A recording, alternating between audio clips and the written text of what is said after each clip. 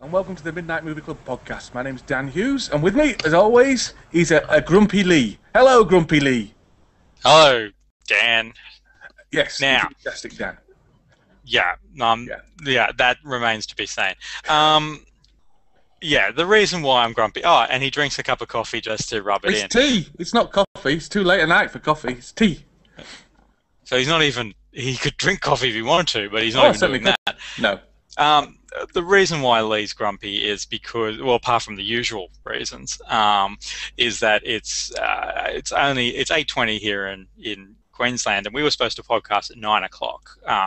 But of course, daylight savings kicked in and or done something or something somewhere. I don't know. Even though Queensland doesn't actually have daylight savings, so I don't really know how this all works. And yes, I was told 9 o'clock, so I got up at a sensible hour of 7:30 and was just pottering around. And then I got the invite, and I was like, well, I haven't had my oats, so no totes me oats for Lee. And I haven't had my coffee yet. And then Dan goes, well, go make your coffee now. And it's like, well, no, hang on a second, because we bought a machine that looks like it's from the Enterprise. And so it's like a half an hour kind of journey to make a cup of coffee. I'm not drinking it. Does it grind its own beans? No, we have a separate grinder for that, and it's a special grinder because it doesn't just, I don't know, it grinds instead of worry slices and dices. Right, okay. Yeah, it's designed so that it's the beans don't get, I don't know, it's bruised. It is ridiculous. There is a difference apparently. I don't care. Apparently, you can't taste it. You just piping hot and you stick 7 sugars in it. I know what happens. in your house. Yeah, 7 sugars and full fat milk. You can't taste that's anything. it. I know, exactly. I might as well just have warm milk from the, well, not from the fridge, obviously, because our fridges cool things down here in Australia. But wow, it's all backwards over there. It is backwards. Now, speaking of backwards, your country doesn't seem to have the taste sensation that is popcorners. No, I was very disgruntled to find out that you can buy popcorners in the USA, but not in the UK. At least not where I've seen it. One of our listeners, Jeff, who's been on the show a long time ago, he discovered popcorners, and I believe he purchased and ate some. So. So we're still waiting on the report from Jeff to see how that went. To see if it is the future. And then it was interesting because then a conversation erupted between, I think a friend of his, about how they're innovating food. Yeah, I mean, I guess so. I actually don't need food innovated that much. I don't mind popcorn the way it was. No. Popcorn is I don't want everyone to have the impression that I'm actually serious when I talk about, I've got something in my eye, it's terrible. Wouldn't normally matter if I was podcasting with that video. I could just sit there poking my eye out. But yes, no, I don't want everyone to think that I am indeed, I'm not anti-popcorners as such. But I'm also, wouldn't consider myself pro. No, you're not somebody who's in the cult of the new. Yes. No, I'm Switzerland in popcorn land. Do you have Snickers in Australia? Snickers, yes, because we have Snickers. I don't know. I don't know what you have. You have all these weird things. Anyway, yeah. Have you had recently a kind of competition between the more caramel Snickers versus the more nuts Snickers? You can buy either one with more caramel. Or more nuts. No. Well, that is exciting. No, I don't think so. that is exciting. I wonder what. Well, again, I would have to sit on the. I'd have to sit on the fence on that. I don't know. Actually, I'm a more nuts kind of guy. So. Yeah, well, see, I've looked into it, and the more nuts is something like 8% more nuts. So it's not exactly more nuts you can taste. And the more caramel doesn't seem to be more caramel. It just seems to be less of that nougat thing. So it's. All right. But they both taste nice. They both taste nutty. Well, I like them. Where's the nougat contingency? Where's the nougat? Guy? Yeah, I want just nougat. That's do you have a current trend of like cooking shows going on over in the UK, like MasterChef and I don't know. I think MasterChef was originally ours, but I think there's a big trend for baking. Baking's gone massive recently. Cakes and scones and stuff. Oh, okay. Well, we have we have a few shows. So we have MasterChef and we have this show called My Kitchen Rules and stuff like that. And the current trend in it is deconstructed stuff. and I don't get that. And we're not going to dwell too long on this, but it's like there was an episode a couple of weeks ago where they actually deconstructed tacos. So that's just lazy. That's not chefery or whatever. Is that just a taco shell and then some and then next to it, it's like salad? a pile of mince and then salad further down. No, it was like, it was just this thing kind of taken apart. No, it's not even taken apart. I don't get deconstructed shit. I don't understand what a deconstructed thing is. Is it the component parts and you have to put it together yourself? No, you don't even do that. It's like it's the flavors of the taco represented on a plate, but not a taco. Oh, right. So you've recreated, I think, I don't know. I don't really understand it, but they keep serving up that and poached pears. It's like everything's a poached pear right now. I don't understand. So, I do. You got me onto that because we discussed the culinary benefits of more nougat in our Snickers bars. So I don't understand. I don't understand what a deconstructed taco is. You'll have to look it up, man. You'll have to look at it. Well, not just a taco, just deconstructed stuff. And as to me, that's not. I don't know what what is the word chefery? Cooking. I don't know, culinary. I don't know. It's to me, it's not that. It's to me, that's just lazy. That's like, oh crap, we couldn't put something together. We'll say it's deconstructed. I don't know. But apparently, it's all the rage. So yeah, well, I'm gonna have to look it up because I just cannot. As I say, it's stressing me out. Just look up deconstructed. Don't look deconstructed taco up because I don't know if that's necessary. That was just an example I'm using. But deconstruct. Don't even look it up. Actually, just don't. I'm not gonna look it up now. If you go to a restaurant, someone's like, if you went to a restaurant and someone brought out a menu and you saw the word deconstructed next to something, so deconstructed BLT or something. That's not going to happen because the only restaurants I go to, you have to get up and get your food from the bar, and it says all you can eat. Yeah, well, that's the only ones I'll go to. All you can eat, deconstructed everything. Yeah, all you can eat deconstructed postmodernism. I'll go and scratch my beard. Which is why I think you're grumpy. Actually, I don't think it's anything to do with coffee. I think it's you've shaved your beard, and like Samson and his hair, it's made you into a grumpy non-geek, a grumpy straight person. I was really. Is that what we're doing? No. Well, I every once in a while I like to change and stuff like that, and it's interesting because my wife actually doesn't like the clean shaven. No, nor does mine. She's not keen. She likes the shadow, the 5 o'clock shadow thing.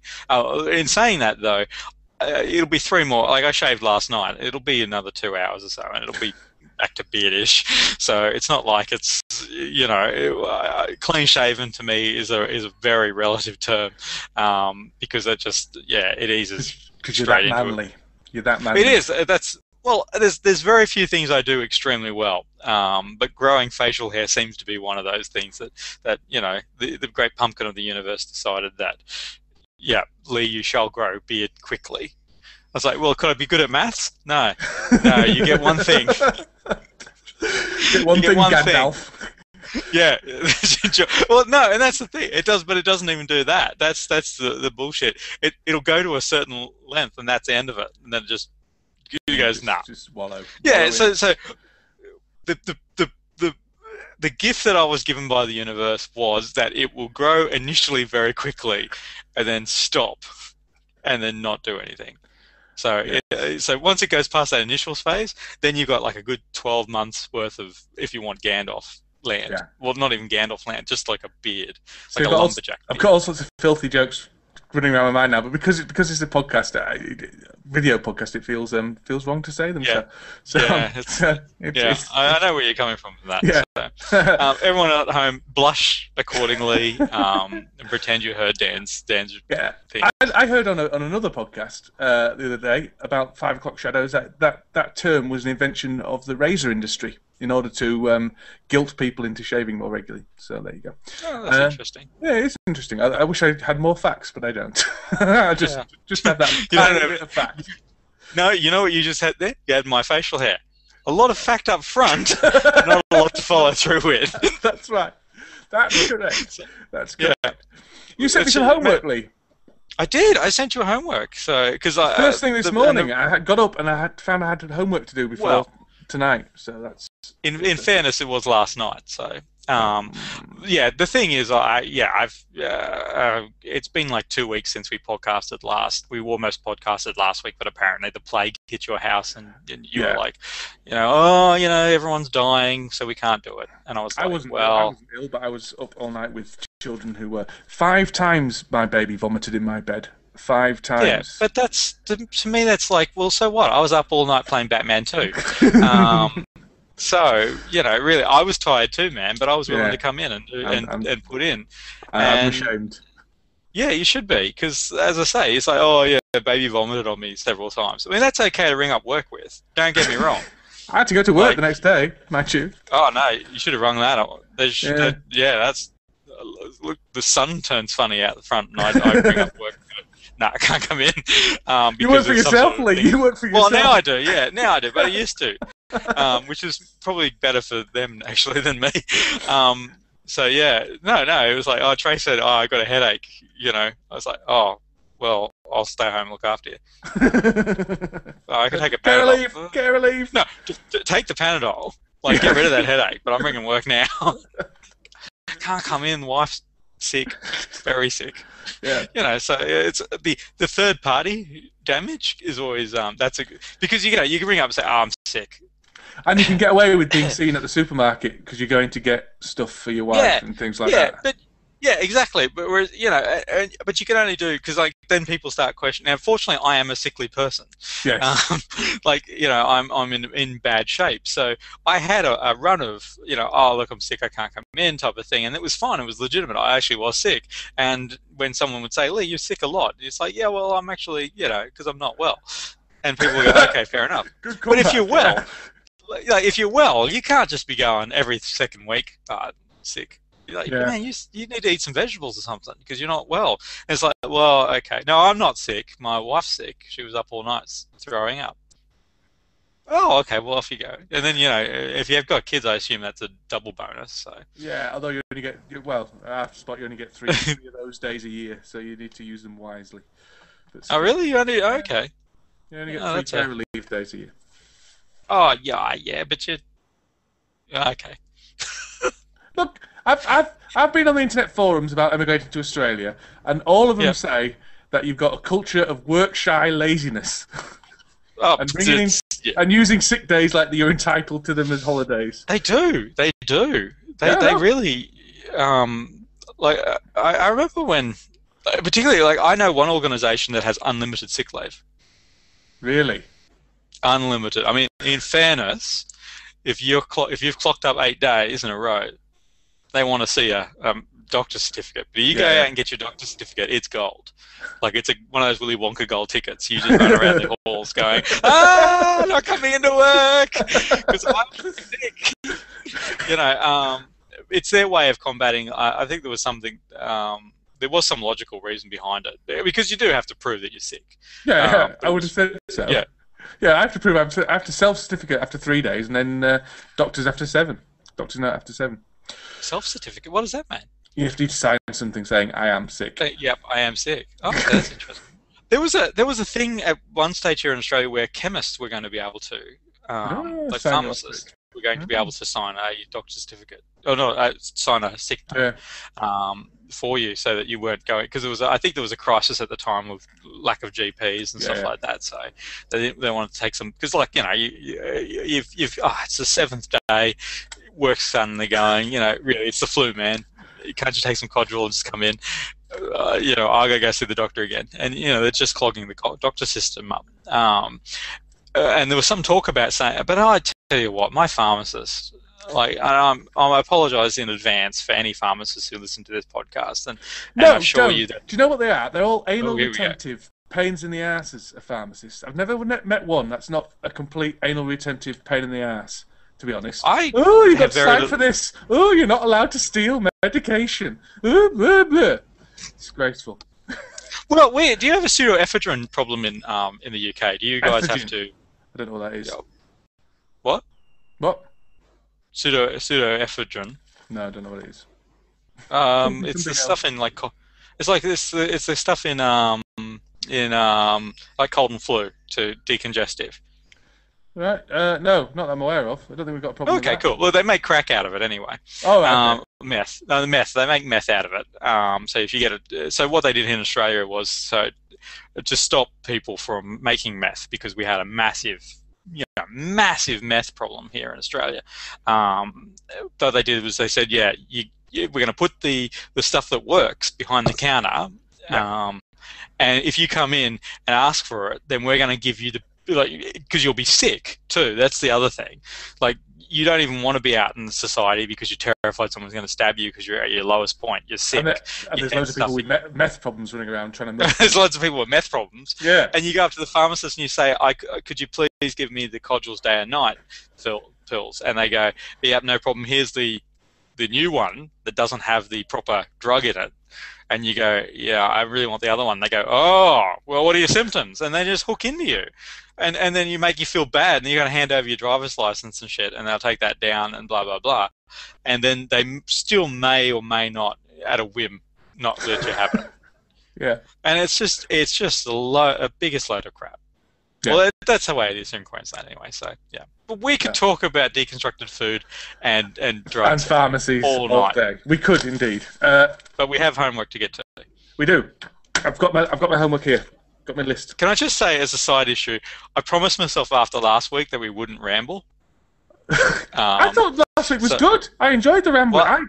The rambling's what I find most valuable, personally, but still. I think the end suffered last week. Well, it always suffers. We didn't know when people stop. People stop listening well before that. Oh, that's true. Don't worry about it. Yeah. No, I'm not. Oh, one thing. Semi-homework. I promised that I would wear the War Machine mask briefly on air. So hang on a second.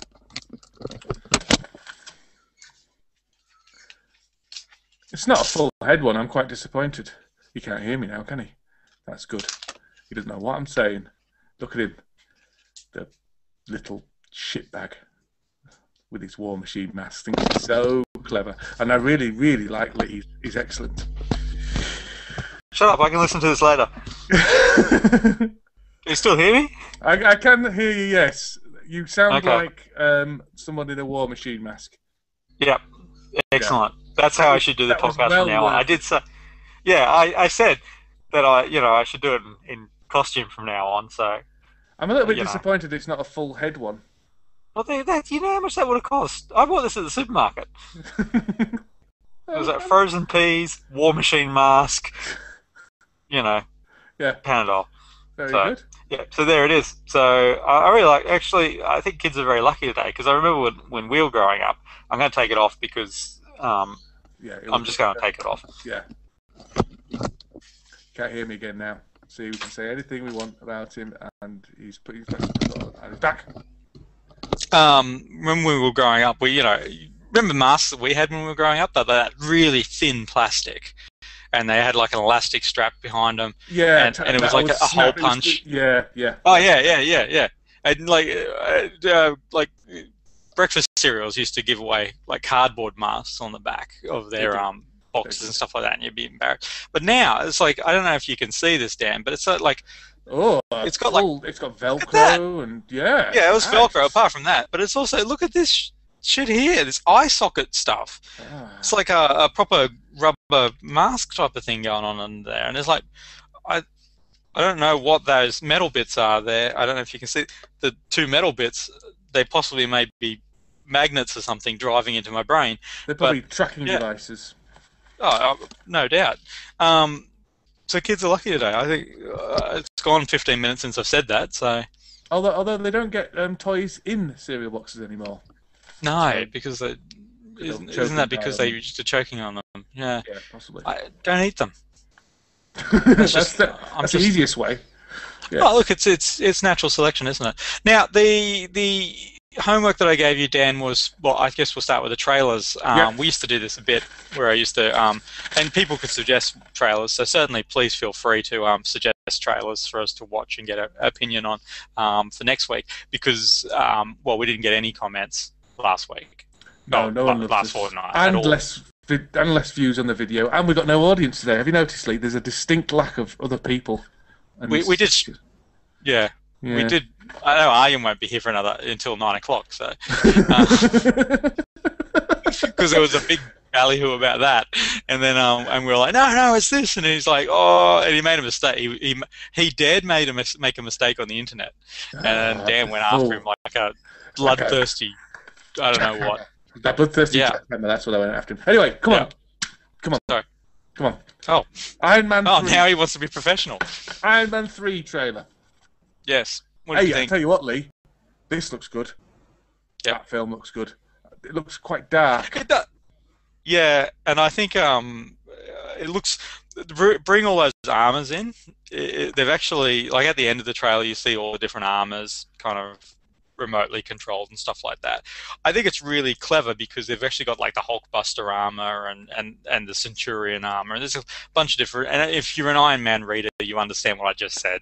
If you're not, then Centurion armor means nothing. But never mind. It's an interesting way of getting all them out of the way. Right. Because everyone's like, oh, when are we going to see the Centurion armor? Or when are we going to see the Hulkbuster armor? It's like, well, there they are. All of them. In one hit. Just buy the Blu-ray when it comes out, hit pause, pick them out, don't care.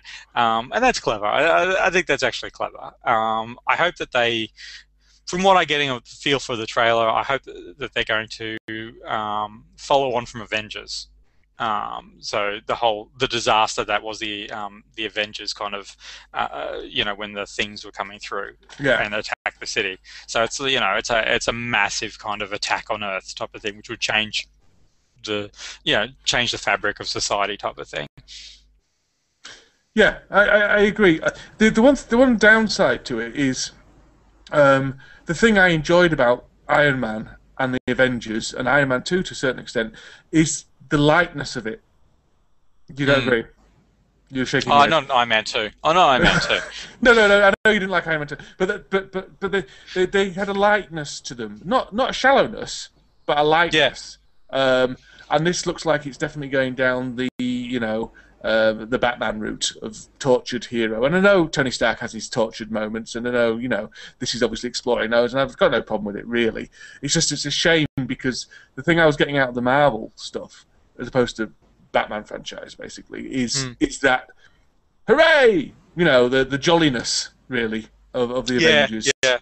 And it'd be a shame to lose all that. Now, I think one film you can't judge if we're going to lose that or not. So I'm not really complaining. But and this is obviously an attempt to develop Tony Stark's character. But I see how many more have they got of them? That's the thing. It's like to me, it's like how many more Iron Man films have they got left?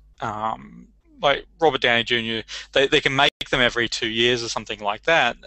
But there's going to be a point where they have to kind of, he's either going to become too expensive or everything else is going to overshadow the films. And so at what point do you kind of say no more Iron Man films, or we're not going to, Iron Man's only going to appear in Avengers 14.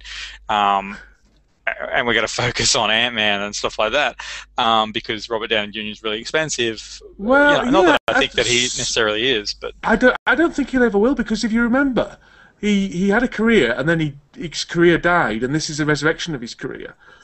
This thing, and I think he's going to be too hungry for the work. I think an actor that's been out of demand like that will come back, when they come back in, will be more grateful for the work and more happy in their niche. Well, I guess, but I'm thinking almost even from a creativity point of view. Yeah. And the reason why I was leading to this is, at what point do they kind of say, this is the big trilogy for Iron Man? Like, is this third film their big hurrah, or are they going, you know what, we've got another 3 of these in us, so we're going to do another big trilogy type of thing? I think it will depend on how much money this will make to the box office. I think that will be all they'd be thinking of. I don't think it'll have too much drama, actually. I don't think it'll have too much problem at all. I agree. I agree. And that's why I think it's going to get sweet Avengers money. Is actually what it's going to get, because Avengers was the big breakthrough. Iron Man was the big breakthrough originally, but I think Avengers has brought a lot of this mainstream viewers. It was certainly the biggest film last year. So certainly was. I think the films that will get more of the sweet Avengers money are Thor and any potential Hulk fit. In fact, all any other. I think Iron Man was the one that might have carried through from the love that was felt for the first film. But I think Yeah, Thor yeah. 2 is going to be bigger than Thor 1, and Oh yeah, that'll be due to the Avengers effect. So. Also, they're doing interesting things with Thor too. Like they're approaching more of a Game of Thrones style look and feel for it, which I think is probably the smart move. Like Yeah. I don't mind Thor the first film. I don't mind that at all. Carrying that on though is probably going to be harder. Yeah, I think Thor on Earth is going to be a little bit limited, especially when you can have him back in Asgard and then do Earth stuff with other heroes. I think that's a sensible move. I quite like him on Earth. I enjoy him as a character, fish out of water stuff. I enjoy that, but I think the sensible move would be to have him in the one unique place that he's able to access type. So your major concern is that they're going to go too dark with Iron Man 3, and that brings us probably to our... Oh, sorry, you had more to add to that? Well, yeah, only in that Thor looks darker as well. The new Thor looks darker as well. But yeah, that brings us nicely to the Superman, the Man of Steel. This looks boring, Lee. Really? Yeah. You didn't like it? You didn't? Oh, wow. Okay. We're going to disagree on this one because I'm actually I didn't want to. I really. I found it when I heard that Zack Snyder was doing Superman, a reboot of it again. I was like, I really don't want to get behind that. I'm really not interested in that kind of whole thing. But then seeing the trailers starting to come out, I was like, well, that's not too bad. I actually, it's an interesting take. Obviously, this latest one shows, it's a much darker kind of. Sorry, I muted him. Go on, carry on. Yep, cool. Sorry, we're unable to mute people immediately right now because there's a setting that Dan can't find. I found it last week. Can't find it this week. It must have disappeared. So yeah, they got a lot of feedback saying turn that feature off.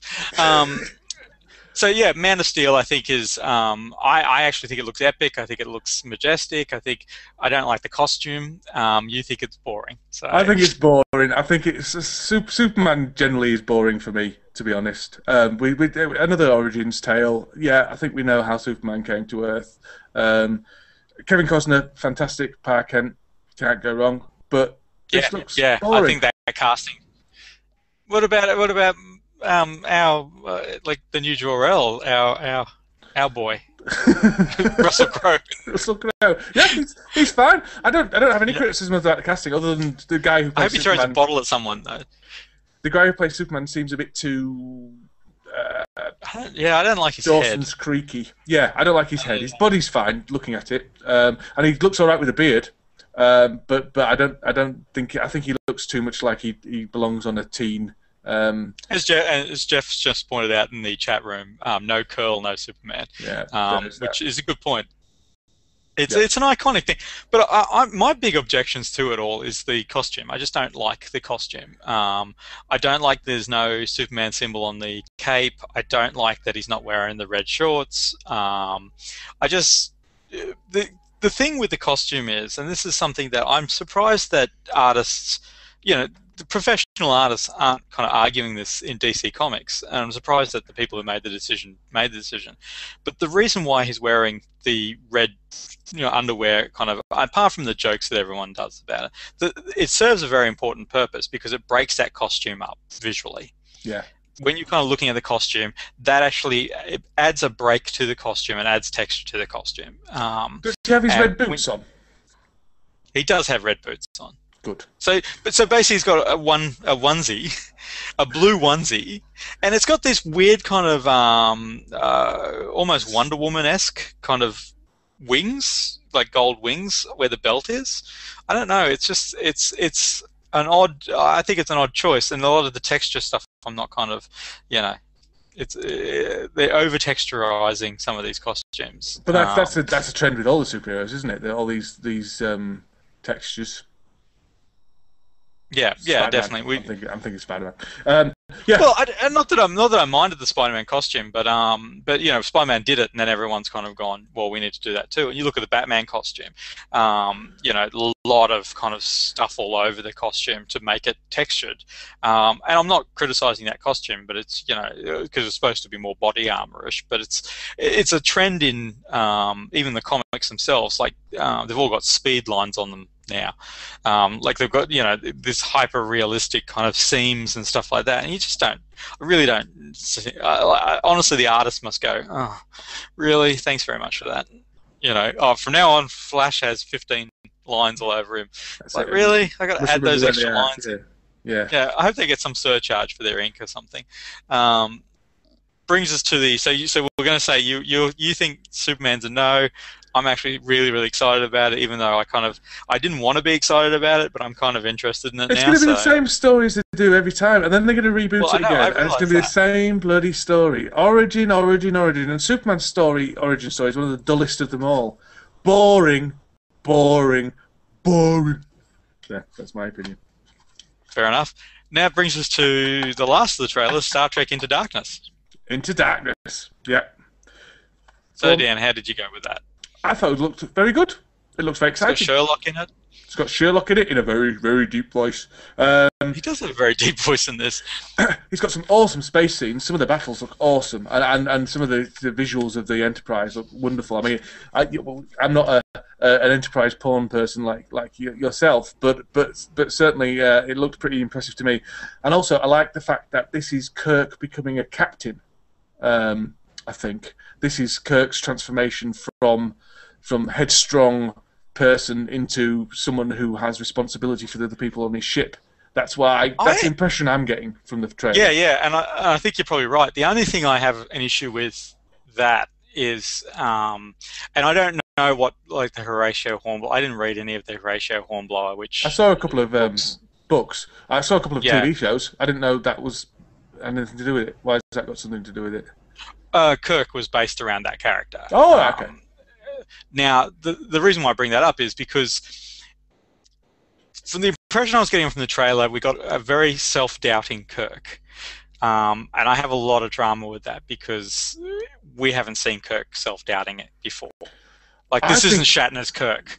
And I don't think it's a great thing because the whole thing was Kirk as a hero or as a leader was because of this level-headed. The reason why he's the youngest captain is not because he's some hotshot or blah blah blah. It's because that he is Captain Kirk. He does what he does. Yeah, but he was a hotshot in Star Trek, wasn't he? The first film, he was a hotshot then, and I think he's going to come up. I think he's going to start the film arrogant, have his comeuppance, and then learn to be a leader of men. It's interesting because again, there was a scene in original Star Trek where they talked about someone from Kirk's past, I think Gary Mitchell maybe, talked about Kirk being a bookworm and always so serious and blah, blah, blah. And yes, they deviated a bit from that because Kirk's father died early on type of thing, as opposed to the original timeline, making him more reckless and blah, blah, blah. So I'll forgive it for that, but I worry about the character of Kirk being diluted slightly if he doesn't just kind of dig in and get over that pretty quickly. I don't want a wishy-washy Kirk. I want a strong Captain Kirk. I suppose so. I think we're still seeing his origin story. I think this is number 2 in his origin. So I think the fact that he hasn't got a fully developed, this is how he ends up as a 45-year-old captain. But to me, maybe that's but he wasn't that even from original Star Trek, he was the youngest captain still and stuff like that. But to me, I guess the promise of this film was that we were over the origin, that the last one was the origin film, and now we're going to get into a science fiction kind of Star Trek film. And that was my concern. Oh, look, I think it's going to be excellent. Trace, she's got concerns that Sherlock's going to be a little bit of a crappy character. She's a little bit worried that they're going to overplay that, and I can kind of see where she's coming from with that. I think there's a chance that they could. Yeah, he did look a bit dramatic. And a Goop Yeah, Ball. yeah. There's like a lot of melodrama from Yeah. him, type of thing, and that's just over and over and over, type of thing. And I do worry about the other characters getting overshadowed. I think Dr. McCoy, particularly, who I think is such a strong character, and a fan favorite. He's really been, relegated this kind of supporting role behind Uhura, and In the in trailer, line with Scott. we don't know what's going to happen in the film, but yeah, but that Yeah, happens in the other films as well. Some of them had more prominence than others, but yeah, McCoy should be front and center. Yeah, yeah. but let's see what happens. Oh no, looking forward to it. So Yeah. now the other thing I thought we'd do some conversations about movie related stuff. So that's what I included in the homework. Again, I asked you for a change. I know we've covered restaurants and whatever already, but quick question for you: is there a good remake out there? Depends on your definition of remake. Okay, Um, there are go further with that. there are good remakes out there. If you count Batman Begins as a remake rather than a reboot, if you count Star Okay. Trek as a remake rather than a reboot, then yes, there are. Which isn't to take anything away from the originals, but reboots can be very good. Remakes, same plot, same characters. No, I don't think so. I think if something warrants a remake, then it was good in the first place, and usually they don't. I can't think of one that. I had a quick look on the internet because I wanted to cheat, and Casino Royale was cited as being the top best remake, and it's like it's got the same name, but the plots and Casino Royale the original one starred David Niven and Woody Allen, for God's sake. Yeah, I wouldn't classify that as a remake. No, exactly. No, not at all. Not even a reboot. To be honest, I think it's bollocks. It's just because it's got the same name. Yeah. It's the same film. So I'd say yes if you're counting reboots with different plots but the same characters, but no if you're counting remakes like Psycho, for example, is the one that springs to mind. Evil Dead. Not that I've seen it, or not seen the first one or the second one, but I mean the other thing that's often cited is Scarface, but I haven't seen either of those either. So I don't know whether that's the case or not. I guess What about yourself, Nick? yeah, for me, I guess John Carpenter's The Thing, which was a remake of A Thing from Another World, is probably the strongest. Now, you've got to look at what those two films are. Like The Thing from Another World is this, a 1940s science fiction kind of film, in very much in the vein of those styles of films. And then he kind of reimagined it as this kind of Cold War kind of thing. And I just, I think that was appropriate. I think there was enough time between films, and I think he's basically, and then it's also had a separate kind of genesis anyway in a short story. So I think I'll give that, I'll pay that. But I kind of go, I probably don't agree with the reboots. I don't think they're the same thing as a remake. No, I don't either. I was just no, I agree with what you're saying. Yeah. I just, it's, to me, it's like remaking RoboCop, for instance, is ridiculous. Considering that RoboCop was, why you couldn't make a film which follows on, Yeah. and be a reboot to some degree. I don't know why you couldn't do that. I don't know why they need to retell that. The only film I can think of that I would actually say, yes, I wouldn't mind seeing them remake that is, and I thought long and hard about this, because I didn't want to come going, duh, because I asked this is the second question, though, isn't it? This is the second question. Oh, okay, yeah. So okay, I'm going to go The Thing, and I'm also going to suggest Evil Dead 2 as remakes, because Evil Dead 2 is essentially a remake of Evil Dead 1. Yeah. And it's a much superior. He's come out as saying that as well, hasn't he, Sam Raimi? Yeah, definitely, yeah. And I think it's a superior film. But even then, it's like, you can argue whether or not Mad Max 2 is better, whether or not that's a remake, really, or whether or not it's a continuation. And it's, but definitely Evil Dead 2. Yes, the other question was, is there any film that you would like to see remade? No, but there are films which I could see being good remakes. Now, the one I've got down here is Twins on the Arnold Schwarzenegger theme. Okay. Twins starring The Rock as Arnold Schwarzenegger and Zach Galifianakis as Danny DeVito. I love that casting. I love that casting. I didn't like Twins the first time round, so I don't necessarily want to see it the second time. This is why. I didn't like Twins the first time round. I thought it was let down by Arnold, who I know this is a controversial statement, but I don't think he's a good actor. I don't think he brings anything to most films he's in. I think he just happens to be in good films, on the whole.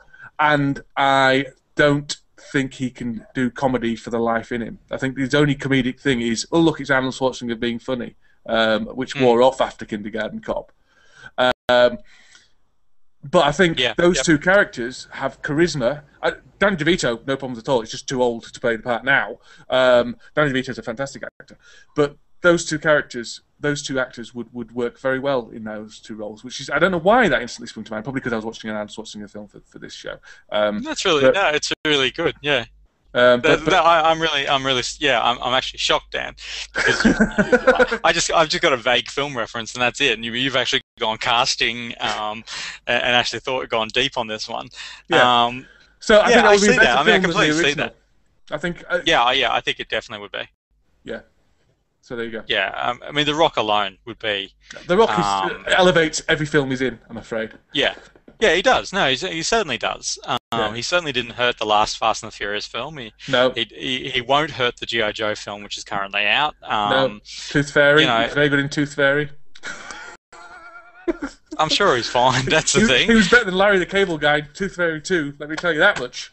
I don't know about Pain and Gain, or which is his current. He's got a Marky Mark film. Let's see. So what you got is the wonder that is The Rock being brought down by the wonder that is Marky Mark. He's all right. He's Marky Mark. He's all right. Yeah, he needs to settle down. He's got a funky bunch. I know that much. He does have a funky bunch, but he doesn't bring the funky bunch out anymore. That's the problem. There's no funky bunch. My choice, Never-Ending Story. I actually would be completely behind them doing a Never-Ending Story remake. Yeah. But I'd actually hope that they'd go back to the source material and do something like that. Do something epic like they did with Lord of the Rings, but with Never-Ending Story. I think that would be really, really interesting, as long as they don't change the design of the Luck Dragon. Yeah, I'd be okay with that. Don't feel you have to come in and change that. But overall, I think that's particularly with the type of films that are coming out right now, although in saying that The Hobbit wasn't, to everyone's liking. But that style of film would lend itself really well to. Give it Peter Jackson, the Weta Workshop, and see what they do with it. Probably not Peter Jackson, actually. Probably Del Toro would be a better person, and the Weta Workshop. The only problem with Del Toro is he tends to put his own designs on stuff. Hellboy 2, Hellboy 1 was very much the Mike Mignola look and feel of the comic books, and Hellboy 2, that's where him and Del Toro had been, Mike Mignola and Del Toro had been, becoming very good friends and becoming a lot more comfortable, and Del Toro then introduced a lot of his own kind of Pan's Labyrinth kind of look and feel to it. Yeah. And that's, that's the only thing I'd be concerned about, is him doing that. Although I was just thinking of someone who does children's films poignantly. Not that he ever does children's films, as far as I'm aware, does he? But you know what I mean. That fanciful. Yeah. I don't know. Yeah. So that's good. Not as good as my Twins one. Twins was that's gold. In fact, we can do all Arnold's comedies with The Rock. Yeah, that's true. Actually, and all Sylvester Stallone's as well. So we can do Stop or My Mom Will Shoot. We'll do that. No, you don't. Well. You don't touch that. You don't even go near that. Just leave that where it is. Not great. Now, speaking of Arnold Schwarzenegger, we watched. Stop. Jeff says Star Wars prequel trilogy. There may be more as a reboot than a remake. I did think about suggesting that, Jeff. That was one of my considerations. What about the news that they're going to make a Star Wars film every year? Every year. I know. That's going to hurt. That's not going to end up well. Well, there was a problem. Star Trek suffered a oversaturation point at one stage where they had films, they had 3 TV shows going, and people just got over it. Yeah. And like Next Generation was really well rated when it was out. Deep Space Nine did okay. Voyager did abysmally. Now, Voyager had a lot of problems, but the problem was one of the big problems were simply another show, really. Yeah. Yeah. And I'm worried that, but I'm also worried about. So you have the trilogy, like the follow-on trilogy, which, to be honest, and Harrison Ford is not a young man. And I don't wish ill on anyone, obviously. But I mean, he's at that age where you kind of, if you hear that that actor has passed away, you don't go, "Oh, geez, that's young." You go, "Yeah, he had a good run." Yeah. So I think if you're going to stretch something out 6 years, you're asking for. He's going to be well in his 80s. At that stage by the last film. I think just sensibly, you need to start looking at that and going, well, how are we going to manage that? I'm sure right now, they we're will very be. lucky. Well, I hope they are, because right now they're very lucky. They've got the three main kind of cast are still alive. How Carrie Fisher is still alive, I don't know, but she is. Actually, I'm really, and again, no disrespect to the woman. She's been through a hell of a lot in her life. Although she is, rich, so. And a lot of it was self-inflicted. Yeah, so let's okay, so let's temper that kind of respect with no, you didn't have to do all that either. She just doesn't look like Princess Leia anymore. I don't know if you've seen her recently, but she got a lot of Drop Dead Fred. Yeah, she got a lot of Botox going on and a lot of. She looks kind of scary. She looks like one of those scary old women. Right. Yeah, and I'm a bit worried about how they're going to have that conversation with her, of saying, okay, don't do that to your lips right now because we need to deal with that. And I don't know whether makeup can fix, years of a ravaged life type of thing. So she's got to, I don't know. I don't know what they'll kind of do with that. But as Jeff's saying in the chat, if they're more than secondary characters, more than cameos even, by episode 8, then we'll be surprised, and that's very true. Yeah, no, that's true. But I mean, again, it's still, I just don't. The idea of diluting the films. So I go from episode, what's that? 7. Yeah, 7. Episode 7's the next one. Well, 7, I think they'll 8, do 7, 8, 9, and then they'll go to the Old Republic, the New Republic. No. What they're doing is it'll be 7, then a spin-off film, then 8, then a spin-off film, then 9, and I just think that's. Yeah, I don't know if that's a great idea. Yeah. Because 7, then Ewoks, 8, then droids. Yeah. Well, it'd be like watching Lord of the Rings. The first Lord of the Rings, then I don't know, some other, dwarf shit. Then watching a the Two Towers, the Council of Elrond. yeah, that's right. It's just I don't know. I think it's a long time to wait for it's like the Harry Potter films type of thing. If you put them every second year, then we'd only be halfway through. And but people are still very excited about the Star Wars films, and they'd live through the prequels. So they'll keep milking the cow, but the thing is, they'll try and keep the cow as healthy as possible as well. So we can just hope they've got a good vet. I give it 4 years. 4 years before you see franchise fatigue. Because they're going to have a TV show too. Exactly, live-action TV show, aren't they? And then they'll still be pumping out the cartoons, I should imagine, and the toys will be there. They killed the Clone Wars. They killed the Clone Wars because they didn't want to dilute. It's like, seriously? Okay. I think it's an interesting strategy, but it does have money written all over it, doesn't it? Yeah, it does. But then again, that's what business they're in, making money. So and I think a lot of people have pointed out that they're going along the Marvel route, but I think they're two different. They're two different properties, 100%. Yeah. Because I mean, the difference between the Marvel characters and Doctor Strange versus Iron Man, two entirely different films. And Marvel has a history of lots of characters, and being able to pick and choose between them. Star Wars hasn't got that history. I know there are lots. Yeah, I know, but I'm looking forward to that young Greedo film. Greedo coming through the academy, not hitting anything. Yeah.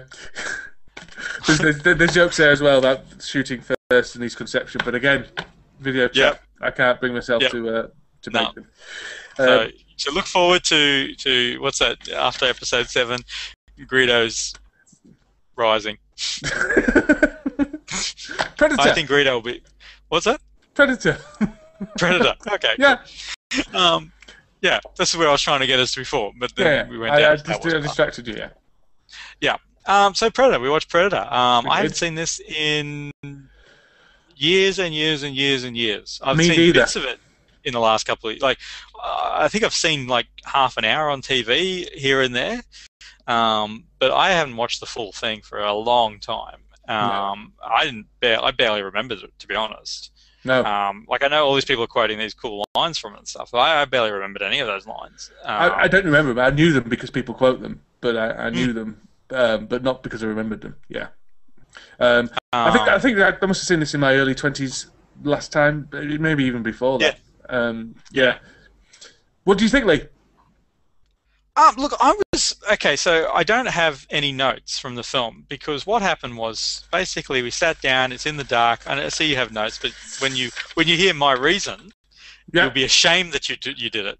Because I had the iPad there, and so I was just writing down notes. So the first opening scene where they have the spaceship come and drop off the Predator, I thought that was very reminiscent of The Thing.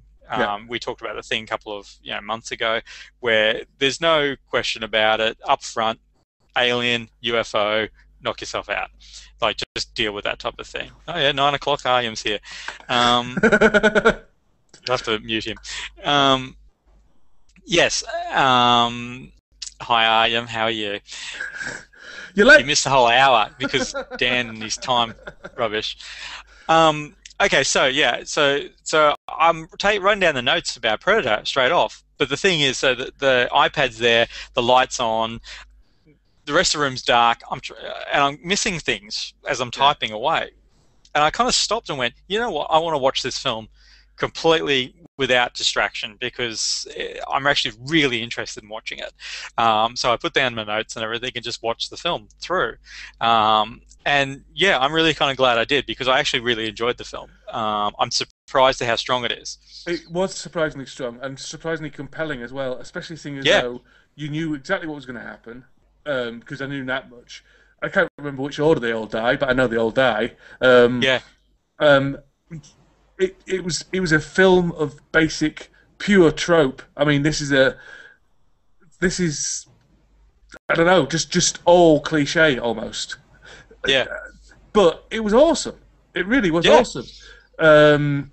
The characters were good. You know, they're all complete stereotypes. You know, the Native American tracker. I thought, Trace asked about that too because she watched it with me too. Because I've taken to forcing her to watch the Midnight Movie Club movie on like a Friday or Saturday night now. Oh yeah. It's marital harmony. But she was kind of saying, "Oh, is that right? Can we do that?" I'm like, "Yeah, he's just very good at tracking, so he got the job." God, I did think his death was interesting. Where he kind of just goes out to kind of delay the Predator by about 3 seconds. Yeah, he probably didn't need to do that. He should have had a better death. I felt, or at least, but never mind. Well, we never even got to see it. That was the thing, and it was interesting because, well, for one thing, fighting on that log was not going to be entertaining anyway. No. And he'd gone out and he'd already cut himself once, so it was suffering from blood loss from going out there and cutting himself. It'd have been better if he'd been injured and was making a last stand. You know, I think. Yeah. I felt that's what that was missing, really. Yeah, but... and there was the African American guy who kept shaving himself and stuff. And at one stage he was nervous, so he's sticking the razor blade through his cheek, which I really wish he wouldn't do. I didn't need that. But even his kind of he went off the deep end a little bit and then went after. I thought that was really an interesting direction to go in. So I liked it. And even Jesse Ventura's death, that was out of nowhere. Yeah. It's kind of he's just standing there, and then he blows a chunk of him out of his chest, type of thing. And it's like that's really I expected him to kind of go down, fighting type of thing, but they actually didn't do that. I thought that was clever. Yeah, no, it was awesome. It really was, and the tension was being racked up. You know, it starts off as this kind of action film, pure action film, and then slowly morphs into a suspenseful horror. Really, and Like, and to a point. Well, I was going to say to a point where it's clever in that you'll forgive it. Like, I'm sorry, that thin layer of mud. No. Yeah. I'm no, thermal engineer or anything like that, Dan. You know that. I've never made claim to be a thermal engineer, but I'm pretty certain that that's not masking your. Yeah, your entire otherwise, body heat, yeah. Yeah, because I've seen other films where they have to mask someone's body heat and they have to wear those neoprene suits and it's suffocating them type of thing, and so it's a countdown before they'll roast alive.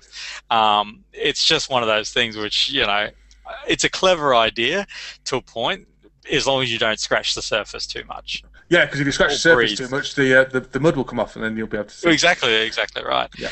But it was it was this clever kind of idea of him overcoming. Well, we accept that, I mean, don't get me wrong. I thought the kind of point of view shots from the alien was excellent. I mean, I was thinking about it, thinking the first time you saw this, if you were sat in a cinema and didn't know much about this film and saw this the first time, it would have blown your bloody socks off. I'm convinced of it. Because that thermal, and there is a point, how fair enough, the alien could see the body heat, but he couldn't see fuck all else, so he was banging into trees and branches and all sorts of stuff. But still, we'll take that as read. But yeah, it's a clever filmmaking too. Yeah. Because here you get to all you have to do is run that through a filter or something, and you don't have to show the alien. Yeah. So for half the film, you don't have to show the alien, but you bring the alien in. That's the point. I mean, the alien's present, but he's not on screen, so you don't have to see him. I think that was very, very clever. Yeah. I think, I mean, without its stereotypes in the film, which it does have. I mean, the soldiers themselves are just this bag of stereotypes. It's straight out of a kind of bad computer RPG. You've got your heavy, your Texan heavy, your Indian tracker.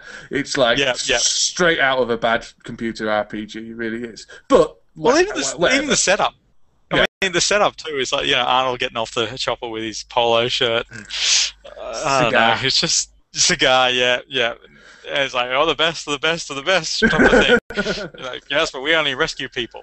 That whole kind of setup, I'm like, that's fine. But then they just go, you know what? We're just moving quickly through this. Yeah. Like, what do we care that it gets to like Carl Weathers' character? It's Carl Weathers, isn't it? I think that's Carl Weathers. I don't know. I'm thinking someone. The CIA guy.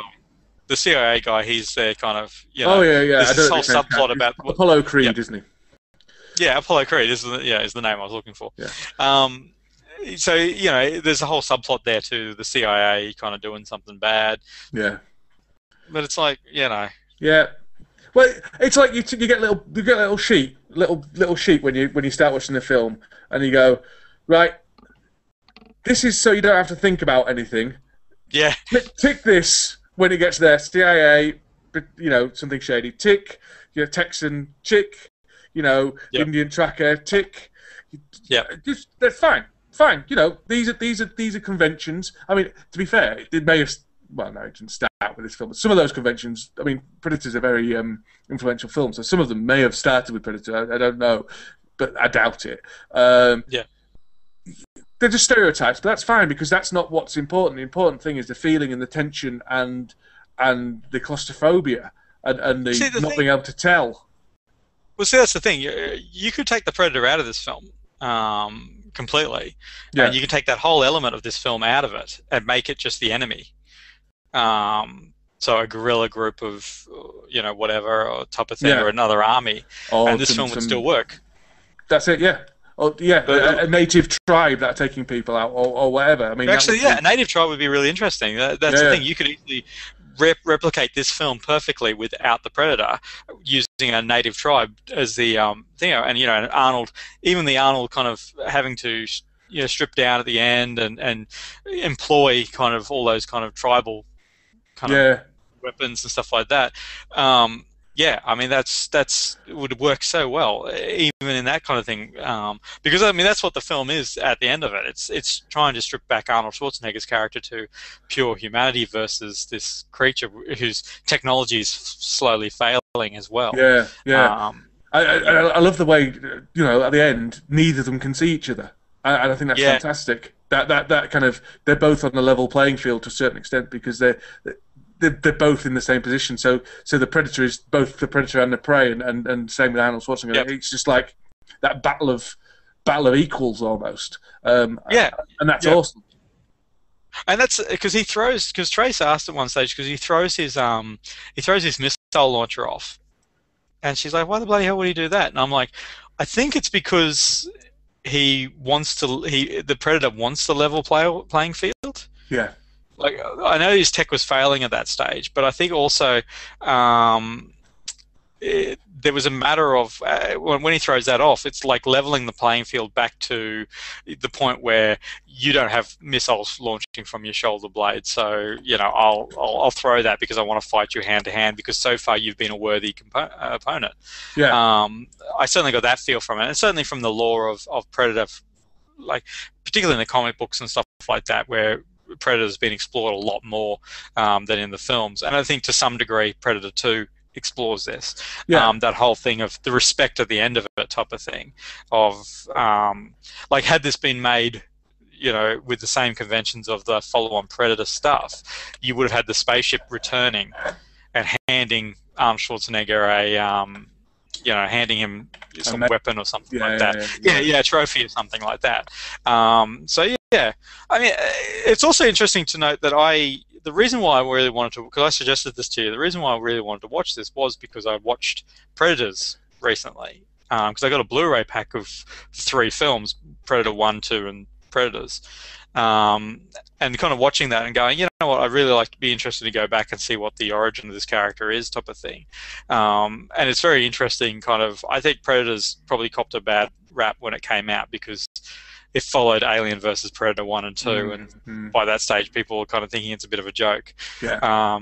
Which is always the problem with those type of films, because you dilute the threat of, like, you see Alien versus Predator, it's just this B grade kind of rubbish type of thing, and it just hurts kind of the next film of the legitimate series. And let's face it, the more you see the Predator, the less scary it gets as well. And that's the premise of this film. The more you see of it, not the less scary it gets, but that build up and yeah. Well, it's a classic line. It's a classic line from Arnold Schwarzenegger. If it can bleed, we can kill it. Yeah, yeah. And I love that. I love that kind of thing. Up until that point, it's just been the jungle came to life, and blah blah blah. But you get to a point where it bled. Oh, good. Well, that means we can kill it. So it's real, type of thing. So it's not mystical or anything like that. So it's an actual physical thing that we can kill, and I kind of like that. It reminded me of a scene in Battle LA, Battle Los Angeles, I think it's called. I really like that film. I love Battle LA. Anyone who kind of goes, oh shit, and it's like, go away. It's a real fun. I enjoy it. I enjoy the shit out of that film. Tracy thinks it's because I got a thing for Aaron Eckhart. It's not true. Just because he was in the core also doesn't mean anything. But the scene where they're actually performing kind of the makeshift autopsy on him, on the alien, I really enjoy that sequence because whilst it's not believable in any way, shape, or form, them just cutting this thing open and him stabbing shit just to see where they can kill it. I wear that as it's ridiculous, but the concept of the idea of they have to work out how it bleeds, how it kills. I think that's really clever, and I was kind of reminded of that to some degree. Of the more the predator gets injured or blah blah blah, the more he reveals about how to kill him. So Arnold works out the phosphorus. I don't know where he got the phosphorus from, but he works out that flares, what's it? Yeah, flares and stuff like that. He can do that. To blind it. I thought that was interesting. Like as he works stuff out, he knows that he can try and kill it via these different ways, or how he tries to learning the mud thing. He knows that it can only see via heat, so set stuff on fire and stuff like that because it'll distract. So, I think it's a lot more. I think it's a lot. It's a more clever film than I thought it was going to be, and I always seem to remember it as a bit tedious. Yeah, it's not tedious at all. I've frequently said Predator 2 is a better film than Predator. Frequently. I've said, of the kind of arguments of which sequels are better than their originals, I've always go, Predator 2 is better. and I'm not saying I don't enjoy Predator 2 because I really do enjoy Predator 2. I think it's a good film, but this is a better film. Yeah. It's great. Yeah. I mean, it's gone filmmaking school, this one, hasn't it? Yeah. I mean, that's the thing. Predator 2 is about serving up the Predator in a city environment. It's about Gary Busey thinking he's actually chasing an alien in real life and then just filming it, and that's great. But at the end of the day, it's not treading new ground. It is actually following that formula of the first one, and the first one's a trailblazer. I mean, it's an exercise in tension. It's an exercise in oppression, as far as how oppressive that jungle is, and how not knowing where this creature is, and it's just picking you off, type of thing. I think it's a very clever film. I think it probably deserved better sequels. Not that I'm dissing Predator 2, because I'm with you. I agree. I really love Predator 2, but certainly didn't deserve the Alien versus Predator films. No, I mean, but to be fair, that's not the filmmaker's fault as much as the fans' fault. No. I mean, the fans are going, give it us, give it us, give it us, basically. And it's like, you do know kind of it's going to, it's a bit like Alien, isn't it? Alien, and then Aliens, fantastic. But by Aliens, you've gone from the one bad monster, the perfect killing machine, to shit, there's tons of them. We've got lots more guns. And we and we mow them down. And we mow them down. So that individually they're less scary. And then you can never go backwards. The next film you go back to an individual creature. It's hard to present the same scenario then.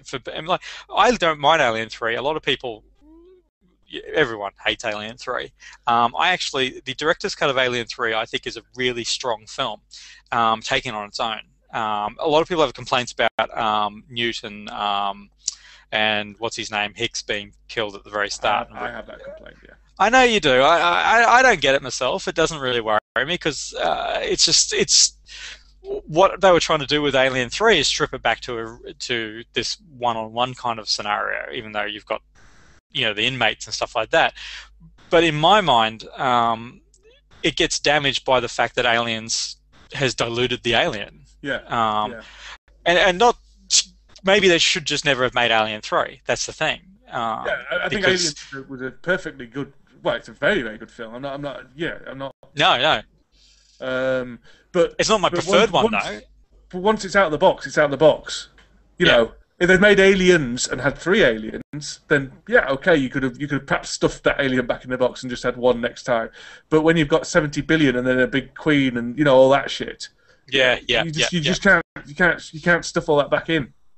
Could you do Aliens with I wonder whether or not you couldn't do Aliens with the one and then have an extra one at the end type of thing. You still could have had the Marines, you still could have had the Outpost, you still could have, it could have become a cat and mouse game within this building type of thing, as this alien's getting smarter or something like that. And that would have still been a really cool film. It would have been a cool film, but it would have been a horror film, not an action film. Whereas Aliens was an action film, wasn't it? Yeah, it did. It removed the horror from Alien. See, but that's the problem. Alien was a horror film. Yeah. And Alien should have been, the sequel to it, possibly in my mind, should have been a horror film. But it wasn't. It was the action film where you are removing that kind of thing. It was a fanboy response, is what Aliens was. This is not to take away from the film. I do still love the film. Don't get me wrong. I don't want the hate mail of, you can't believe you hate Aliens. I don't hate Aliens. I think Aliens it's an extraordinarily fun film to watch. It's an extraordinarily great film. But in terms of the franchise storyline, it damaged it as a franchise. Yeah. But I would have been happy with that as being the end. That's true. I mean, you could have easily done that. I am's here now, and no aliens, no Tyranids. No Tyranids. So there you go. Oh, he's muted, so he can't. Smiley face, sad face. Anyway. So I mean, the thing is, we were, but and it's interesting. Predators, so obviously a nod to Aliens, is done in such a way that it's actually, I think they actually handled the multiple Predators better than they handled necessarily the Aliens. Right. As far as franchise, again, I can see another film. It's like Hunger Games, isn't it? Predators. A little bit like that, yeah. Yeah, it's basically instead of them coming to us, they've brought Us to them. the elite killers to their own planet, which is easily what this story could have been in the first place anyway. So I don't think it fits in their type of thing fairly well. So cool.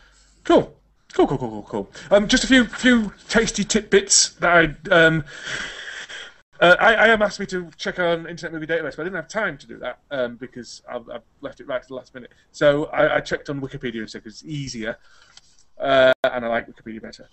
But did you know the guy who played Predator is the same guy who played Bigfoot in Bigfoot and the Hendersons? Isn't that exciting? No, I did not know that. It is exciting. He died of HIV, or AIDS rather, at the age of 35, which is sad. Shouldn't we mention then, and you probably bring this up, Jean-Claude Van Damme was playing the Predator at one stage? Yep, and then he wussed out because he didn't like being in the costume, basically. Yeah. And obviously this is... everyone settle down with that. No one has to tell us that. That's fine. Yes. He wasn't too small. He wasn't too small because they chose him because they wanted him martial arty, but then they decided against it. And the other one who played the Predator? If they made Predator brand new today without ever having a Predator, Ray Park would play the Predator. Who's Ray Park? The guy who played Darth Maul and yeah, pretty much everyone. Anyone who's currently being body captured, apart from Gollum and that, Ray Park is doing it. Yeah. And Snake Eyes, Toad.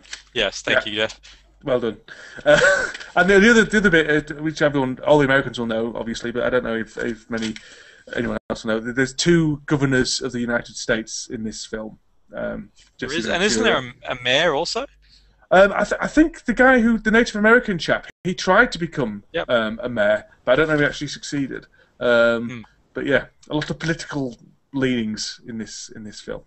So there you go. I think that's all the trivia I've got on my piece of paper anyway. The trivia that I could see. Yep. That's it. Cool. Anything else you want to add about Predator? I'll have a quick look through my notes. I don't think so. Do you want to open it up to the floor and see if anyone else wants to say anything about Predator? We've only got the two other gentlemen in the room. So try unmute them. Yes. I'll unmute. I am. Are you unmuted? I am. No. Now I am. Yes, he's unmuted. Have you got anything to say about the Predator? I am. Yeah, there was this very small thing that I thought that was a bit funny. There's one guy. One moment he says. Ian, can I just ask you a quick question before you go forward? Are you in some sort of underground bunker? No, it's my lab. It's my ceiling. I'm looking at Dan's house, and he's got like family pictures and stuff, and I've got stuff going on in the background. Whereas you look like you are in Iraq under the ground. Basically, the camera. And that Navy SEALs are going to kick in your door any moment. Yeah, there's no pictures. Yeah. Okay. All right. Yeah. He's got furniture. We can confirm his furniture. We can confirm he's not in hiding. In a cave. Yep. Yeah. No, don't show me your Dutchland stuff. I don't want to know about that. Just science fiction stuff. Now I've got to aim the camera again. What's the saying? Oh yeah, Arnie says at one point, my men are not expendable. And then I thought, oh, that's funny since he plays in the Expendables. Ah! Yeah. True. Yeah. Yep. In fact, there's rumours of some of these guys turning up in Expendables 3, aren't they? Some of his units, so that would be cool. And one of these guys, the Dylan, I think. Let's see. Look at the little notes he's written. Got to be the director. Oh yeah, Shane Black. Shane Black. Yeah. We should perhaps mention Shane Black, wasn't it? Yeah. Yes. Yeah. Yeah, that was. Yeah, and I wrote down the corrections. I called this one guy before I knew his name. It was a lame joke guy and stupid stereotypes. Yes, stupid stereotypes. Correct. But funny. Okay. Well done. So Lee, let's score it. What are you going to score it? Mute the Swedish chef over there. I'll mute Mr. I am. He's gone. Who's talking about nasty stereotypes? Yeah, freaky deaky Dutch. Yes, my score. I will actually give this probably an 8 out of 10. I found it. I had a really good time watching it. It borders on 9, to be honest. I think this is a solid film, and it's something I could probably watch in a little while. Poor guy, and we cut him off before he mentioned the No, score. he's finished. So we'll. Yeah, we haven't actually said anything about the score as far as the music's concerned, not our score. The music was. I actually thought the music was a little bit overpowering, personally. I didn't notice it at all. I don't know whether or not it was the. I don't know if it was the Blu-ray or something like that, but the music was really strong. I did notice that soundtrack. When they were doing the assault on the rebel base or whatever it was, there wasn't any music at all during that. I did notice that. Okay. Tracy referred to the music as jaunty. She thought it was a bit jaunty. Ooh. I'm not sure. Yeah. So. Okay. Well, anyway, you'll give it an 8. Okay. Yeah. I'm gonna give it a 9 because it was just purely on how much I enjoyed it compared to how much I thought I was going to enjoy it. I thought this was going to be a 7. I really did. I thought it's going to be a standard action thing, but no, it's good. The reason it doesn't go to 10 is because the stereotypes are a little bit too much, really. You know, the fact you think, oh gosh, kind of takes that point away from it. But it's a solid action film. Well, you know, because it's an 8. But yeah, I was just really surprised how much I enjoyed it. I bought it on a 9 very easily, because it is such a watchable film. So and it doesn't date either. That's the other thing. It hasn't dated at all, apart from those stereotypes, which you can get in any film these days. But but doesn't date at all. It's good. No, that's true. Cool. So that's 9 from Dan and 8 from me. We'd love to hear what you guys think as far as because last time you didn't tell us what you thought at all. So I'm not that I'm bitter about that. We didn't even discuss it on Facebook, man. What did you guys think of Predator? Kind of, are we giving it too much praise or not enough praise? Love to hear. So you can talk to us on Facebook about that, or leave a comment on the Facebook on the blog, or for that matter, you could probably leave a comment on YouTube if you're watching this on YouTube. So there. Yeah, leave us our first comment. First person to leave our first comment on YouTube gets 30 Midnight Movie Club badges. Our standard prize. And yes, yeah, that's right. And if it's up to me to send them, won't happen. So yeah, cool. Now, we've discussed what we're going to watch next week or next fortnight or whatever it is. Yes, we're going to see. Now we had 2. Ready? Well, we have 2. No, well, we have two options going right now, and we need to decide them. And we're going to do that on air because that's what we do now. Now, I recently watched Beverly Hills Cop. That was the first soundtrack I ever bought. In fact, first album I ever bought. On cassette. I think I bought a James Bond compilation. That was the first CD I definitely bought. And the other film that you suggested was Big. Yeah. Which I haven't seen for such a long time. So we've got 2 comedies: Tom Hanks versus Eddie Murphy. Dan, which way would you like to go? Well, what are you digging? I'm digging Mr. Beverly Hills Cop because I'm in the mood for a cop comedy, and that would be a good one to do. And you've already watched it, and yep. Well, we'll do Big later on at some point, probably. Yeah. Probably not now. Yeah. Now it's been mentioned and it's been put off a week. Anything which gets mentioned and then gets put off, not gonna happen. Never gonna happen. That's why I don't mention films to you anymore, because I'm like, I just bring it on in for next week. I'm not going to bring it up in the future because it'll just die. So yeah. So we're watching Beverly Hills Cop next week. I will probably have to watch it again, just because I watched the other 2 straight after it. So yeah, that's pretty much it. It's like because 1 and 2 are probably a little bit interchangeable. Well, for some of the stuff anyway. Is it 3 they go kind of jumping around on a Ferris wheel? I saw that at the cinema. They do. They do, and so and I heard a lot of people saying that it's the weakest of the films, but to be honest, and it is, but it's not that bad. Yeah. I've seen much worse films. So. Whatever happened to Eddie Murphy? I don't know. He just so much. Yeah. Fun.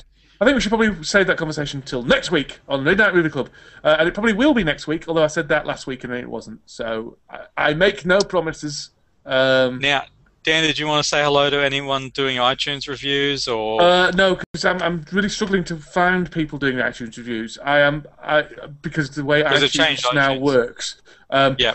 But I will get on that. The only reason I'm not is because I haven't got iTunes open and it takes a year to. But I am going to get on it. Over on Facebook, however. We seem to have jumped dramatically up since last time I looked at our Facebook page, yet there doesn't seem to be new people on there, so I don't know what's quite happened. Part of the new page, it doesn't actually list everyone. The numbers just keep getting fixed up, so yeah. Right, because it looks like we've got 10 more people, but there's only one more person joined as far as I can tell. So yeah. Well, who is that one person who's joined? That one person is a man called, or a lady, but a man I think, called Terry Smith, who lives in Los Angeles, California. Maybe they live in Hollywood, and maybe they can get us that contract we've always wanted. And they have a profile picture of a car, and that's all I've got. So they like blue cars. They're male, because it says male here, and they live in Los Angeles, California. Got 66 friends, and they like 46 things. Now, mentioning Americans, I wanted to give a shout out to Jobless Jonathan, who's a regular. Oh yes, Jobless Jonathan. I did want to talk to you about that, although we're not allowed to talk too much about it because it's secret. Yeah, well, it's not secret. Look at Phil just turning up now, the lazy bastard. Look at you're too late, Phil. We're in the final throes. Yeah. Yeah. Look at him. Yeah. Turning up late. Look at him, so happy in his typical Australian getting the time wrong. Yeah, that's it. That's exactly right. But we wanted to mention Jobless Jonathan, who we got to see some of his stand-up by the wonder of the internet. Yeah. And you can't see it, but we got to see it because we're special. Yeah. And it was good. It was. It's not fair to say surprisingly good because I had no cause to believe it wouldn't be. But no, I'm going to say surprisingly good because I deal with people on the internet all the time, and they always say, oh look, I do this, I do that, and you kind of. I'm a writer. Okay. Yeah, I'm a writer, and you read some of this stuff, and you go, okay, this Twilight fan fiction that you've written is not up to chops, guys. I'm looking at you, Mr. Phil Kingham. Yeah. But yeah, so stand up, I was going, okay, it's just not going to appeal to me, I'm sure. Yeah. And then what happened was, yeah, it did. It's actually really funny, and yeah, so I had every reason to doubt him, and he proved me wrong. So that's not only was it funny, but he came across exceptionally well as well. He came across like a comedian. He had that whole bearing.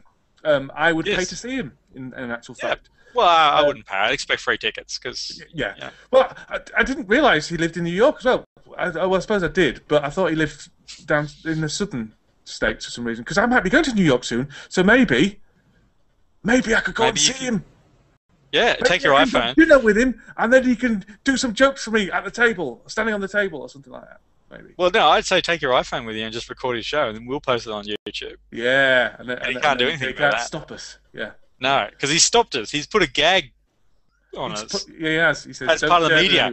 We have a gag order on us as part of the media. We've been shown something, but we can't. There's a I feel very special because there's like an embargo on, and we can't discuss. We can't actually. I was going to. In saying that, he opens himself up to me stealing his jokes. So yeah, indeed, I've got a very good joke about Angry Birds. I'm going to share with everybody. Yeah, so that's cool. So thank you very much for that, Jobless Jonathan. We're very honoured you shared that with us, and we're very pleased that you are exceptionally good at it as well. So what else are all you other people doing out there? Yeah, come on. Yeah, come on, entertain us. I know. I'm looking at you. Iam's on the run from the authorities. Yeah, he's in his bunker. Of course I am. He's in his bunker. Oh God, he's back again. Phil doesn't know how to use the height raiser on his chair. He's sitting with his chin on the desktop.